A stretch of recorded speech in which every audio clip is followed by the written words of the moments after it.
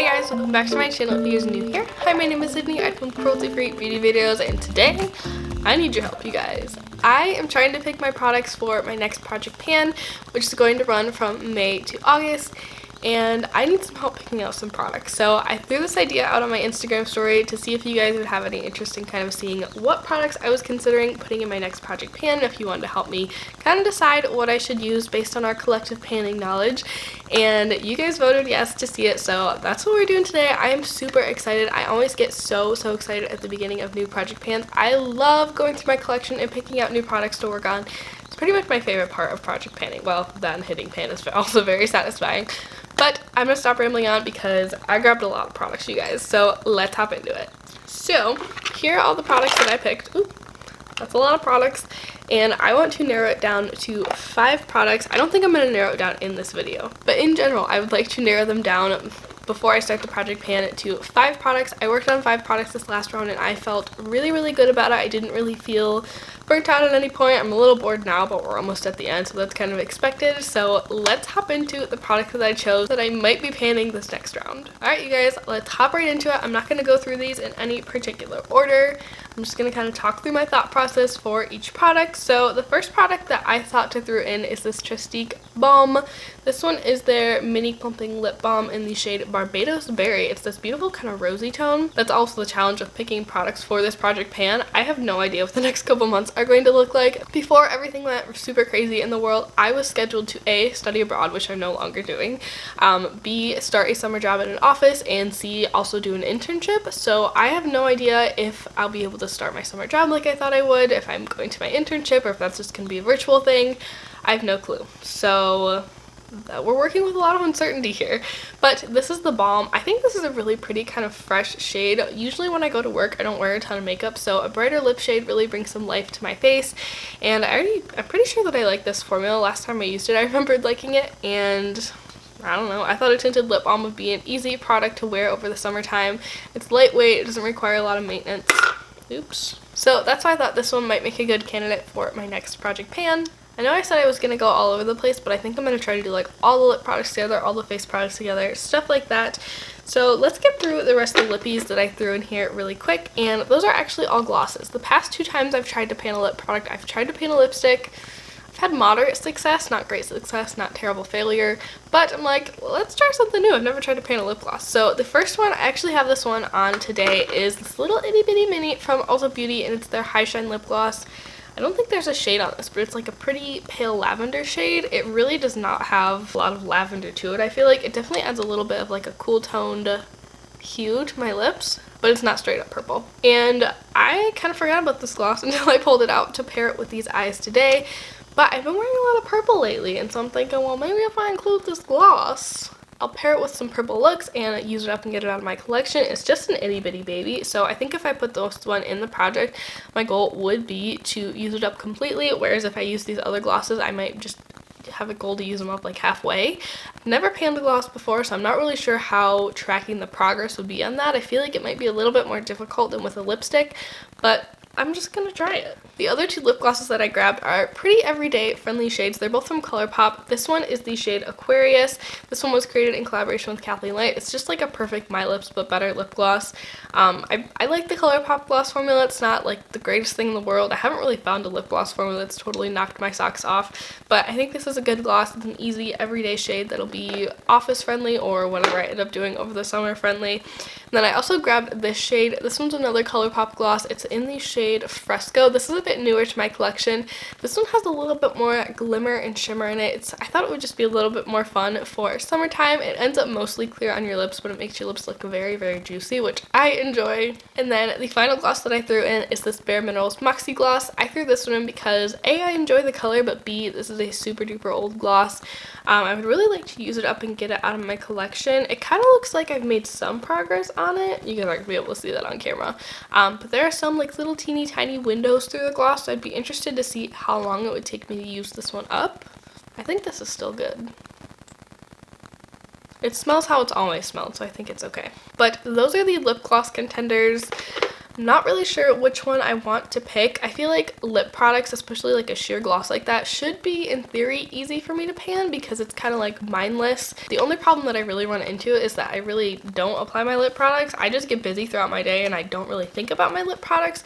So I feel like that's the only problem that I might run into with those. But let's move on to some cheek products. So I grabbed several different blushes or glowy kind of topper shades to possibly consider throwing into this project, but I have some trepidation in doing so because I've bought a lot of cream cheek products lately and I don't really feel the urge to pan them because I just kind of want to savor them. I mean, I don't want to like save them and not use them and then they go bad and like they go to waste, but I want to savor them. I don't really want to like push myself to speed through them, so I'm almost hesitant to choose a cheek product because I want to explore my other cheek product options. As I said, I have a lot of cream products and I don't want them to go bad, but if I were going to include a powder cheek product, these are the contenders. I apologize if the shot looks a little bit different. I had to get up and change my camera battery really quick, but let's hop back into the blushes that I wanted to talk about. So the first one is from Colourpop and it's their Super Shock Cheek in the shade No Vacancy. It is this beautiful corally shade.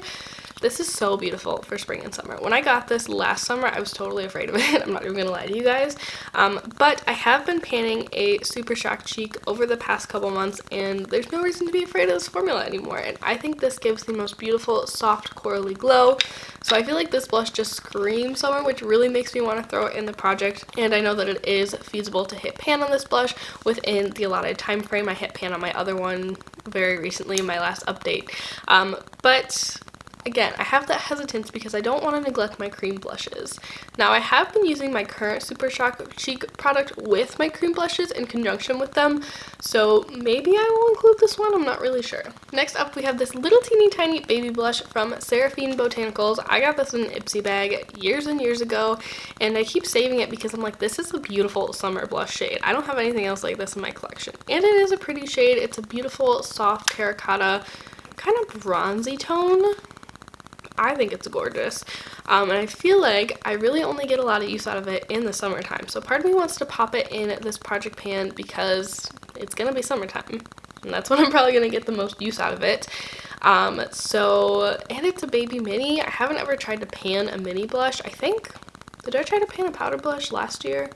I don't think I even tried to pan a powder blush last year, so I really have no idea how long this would last me, but this one's definitely a contender because it is so old and it's definitely like a summer themed product. These last two are kind of in a category all their own because they're kind of like blush toppers for me, and these are the glowy powders from Pixi. I received these in PR from Pixi a couple of months ago, and these are beautiful. I really think these powders are gorgeous. This one is in the shade Wednesday. It has like this beautiful kind of iridescent pinky reflect to it, which I think is gorgeous. It actually comes off kind of bronzy taupey, but then it has that gorgeous pink reflect. I wore this on the cheeks for the first time the other day and I thought it was absolutely gorgeous. I don't think it's too bold to wear in like an office setting, especially if I'm just using it as kind of a cheek topper and very lightly. I don't know, that was just kind of a question mark for me in that area. And then there's also this beautiful bronzy shade, which is called Fetch. This one would probably, I mean, I could use it as a cheek topper, but it's pretty bronze, so it would probably be more like a bronzer topper.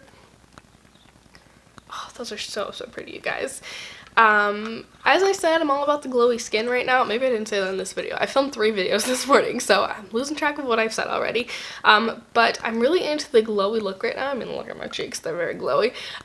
But I think these products would be really great for kind of achieving that glow. My only worry is that as soon as summer hits, I definitely get more combo skin. I get more oily in my T-zone. I'm not sure how these will play with my oilier skin. But I also think on the flip side that if I'm wearing more mattifying foundations, those could add a lot of beautiful health and glow back to my skin. So these are definitely contenders. I feel like if I were to put these in a project pan, I use them so sparingly, I'm not sure how much progress I'd really be able to realistically make. But I think that they would be really fun products for the spring and summer. And then I really just have 2 other cheek products to talk about, one bronzer, one highlighter. And the first one is the Wet n Wild Mega Glow Contouring Palette. This is in the shade Caramel Toffee. It's broken. And I want to pan this one because it's kind of the last older bronzer that I have in my collection. And Wet n Wild is no longer cruelty free. I have loved this bronzer in the past, especially in the summertime. I feel like it just makes me look so tan, and like I've actually spent some time outside. But I feel like my bronzer tastes are kind of shifting a little bit. I'm looking for something a little bit more cool tone these days. But summer's right around the corner. I do like to look a little bit more tan during the summertime, so maybe this would be a good candidate. I feel like this is a very soft formula, and I feel like I'd have a pretty good chance of hitting pan on it if I was using it super consistently. I already have a little bit of a dip going in there. I probably wouldn't really mess with this yellow powder a lot, even though I probably should. I've just never really found a great use for it for me. I feel like it's too heavy under the eyes.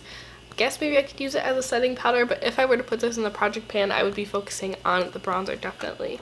And then the other cheek product that I'm considering panning is from Laura Mercier, and this is their Matte Baked Radiance Highlighter in the shade 01. This is a beautiful, soft, glowy highlighter. I like to wear this one a little bit more in the summertime. I find myself reaching for it because, as I said, I get combo skin in the summertime, and anything glowy that I put on my skin is usually magnified by about noon.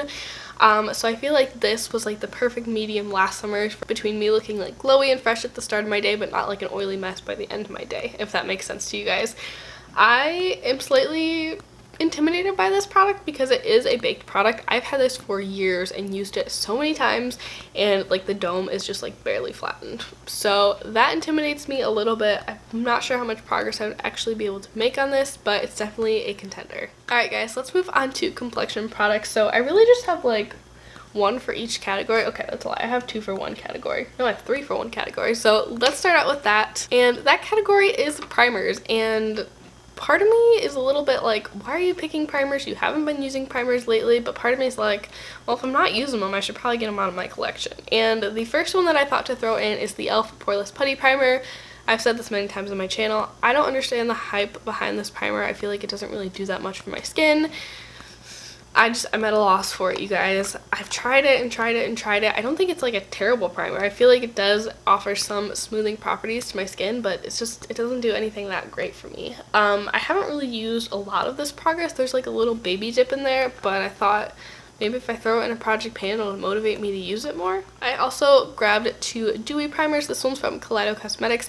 It's their Canvas Glow Primer. This is just like kind of a shimmery luminous primer that I would throw underneath like my foundation. I thought by throwing this primer along with the other primer in that's a little bit more dewy, I could kind of find that happy medium place when I would wear more matte foundations where they look matte but not so matte and flat that they don't look skin-like or natural on me. And the other dewy primer that I grabbed is from the e.l.f. Jelly Pop collection. It's the dewy primer. This is supposed to be a dupe for the Milk Hydro Grip primer. I've worn it for extended periods of time, and I feel like I don't notice a crazy effect of it really making my makeup last long, but I do like the way that foundation sits on top of it. My only concern with this one is that I feel like it's not the best primer for when I'm wearing really minimal makeup, like just spot concealing and not really wearing a full face of foundation.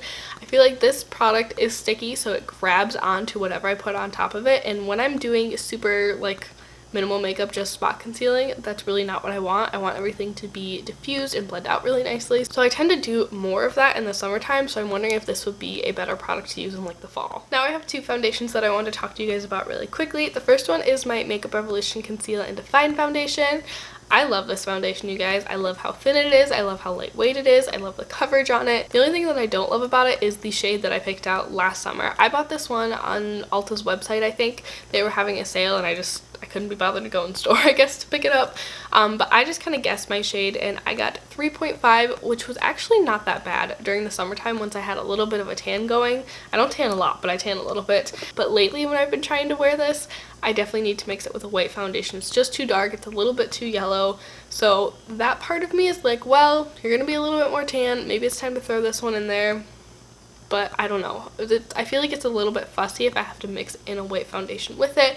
And if I'm running around trying to get out the door to get to work, I'm not sure if I'll be too inclined to do that. The other foundation that I thought about including is the Flower Beauty Light Illusion Foundation. I thought about including this one because I think it's the oldest foundation I have in my collection right now. Oh wait, no, that's a lie. It's almost the oldest foundation I have in my collection right now. You know what? Let me go grab that foundation too. Okay, so I grabbed the other foundation. We'll talk about that one in a second. But the Flower Beauty Light Illusion Foundation is no longer my favorite foundation, you guys. It's just kind of plain and simple. I found that I really enjoy the Makeup Revolution Conceal and Hydrate Foundation a little bit more than this one for a hydrating foundation from the drugstore. So I kind of want to use it up and get it out of my collection. Another one that I want to use up and get out of my collection is my Maybelline Fit Me Matte and Poreless. Maybelline is not cruelty free, and I have not really used this foundation a whole lot since I went cruelty free. I don't even think there's that much foundation left in this bottle, so this one might actually be a really good contender. I don't really wear the Maybelline Fit Me Matte and Poreless by itself. I just feel like the staying power really isn't there for me, but this might be a good filming foundation or something like that. So this is another one that I want to use up and get out of my collection. I said I wasn't going to do this, but here we are anyways, and I'm going to talk about some eye products. I don't like to pan eyeshadow. It's not my favorite thing. But my thought is that if I include one of these products, I'm really going to lower the amount of times that I want myself to use it every month. I know that's not as effective for making progress, but I hate painting eyeshadow. If I can just get some usage out of these products, I would be happy. So the first one that I want to share is actually a highlighter from Colourpop. This is the shade Churro. Do you guys remember when they made this one? It was like a tie-dye highlighter. I think we voted for it on like Instagram or something like that. I think this makes the most beautiful lid shade. It's just like a soft coppery golden metallic shade. It's absolutely gorgeous for the summertime. Obviously I can't wear this on my face. It's just a little bit too deep, but the formula works on the eyes pretty well for me too. I think this would be a great one to do because it's super user friendly. It's super quick. It's something I can literally just go like this in the morning and run out the door with. The next two shadows I want to talk about are both from Sydney Grace, and these are their cream shadows. I love their cream shadows. They're crazy pigmented. They wear so long on the lid, but I feel like I don't use them as much as I should, and so I thought maybe I would throw one of these shades in there. The first shade that I have is called Warm Weather. It's like a beautiful soft coppery shade, and then the other one, which actually looks very similar, is called Mani Petty. This one has a little bit more purple to it. They're both absolutely gorgeous. Honestly, I might be okay with throwing like both of these in here and saying like I just have to use these like 10 times each, or 10 times total between the two. I don't know, because these are two very different tones. I've just found myself really wanting a little bit more flexibility in my eyeshadow choices on a day-to-day basis. I finally gotten into the habit of making time in the morning to do my eyeshadow, but I felt like I was getting a little bit frustrated when I was just having to use the same shades, do the same look over and over again when I was trying to paint a palette. So that's my thought process behind those two. And that's gonna wrap this video up, you guys. I hope that you found it fun to watch. Please leave me your feedback down below, letting me know if you guys have had any experience painting these products, if you've had any experience painting similar products.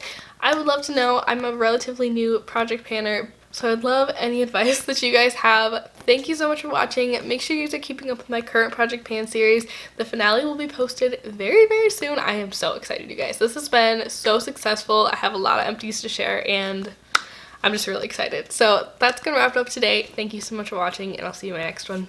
Bye. I believe, how much foundation is even, oh, that was gross, like a chunky just came off. Lordy, we're gonna have some good bloopers for this one.